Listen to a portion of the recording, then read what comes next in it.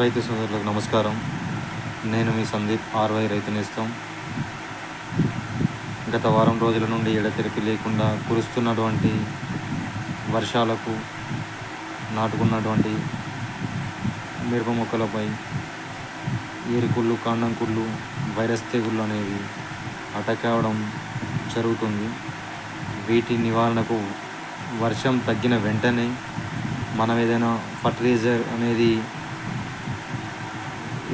మొక్కకి ఇచ్చినప్పుడు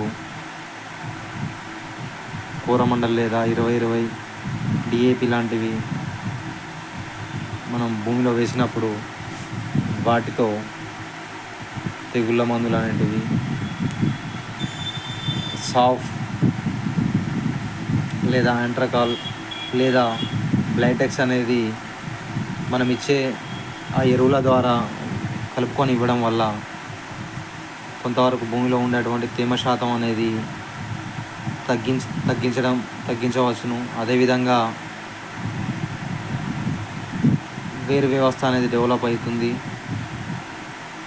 మనం మామూలుగా పైనుంచి వెళ్ళి స్ప్రే చేస్తే మొక్క తీసుకోవడానికి టైం పడుతుంది. సీదా వేర్ల ద్వారా అందించినప్పుడు మొక్కకు త్వరితగతిన ఈ ఫంగిసైడ్స్ అనేది అంది మొక్క ఆరోగ్యంగా ఉంటుంది. కావున రైతు సోదరులు గమనించి మీరు వేసేటువంటి ఎరువులలో తప్పకుండా సాఫ్ కానీ, యాంట్రకాల్ కానీ, బ్లైటెక్స్ కానీ కలిపి ఎరువులను మొక్కలకు అందించగలరు. Thank you.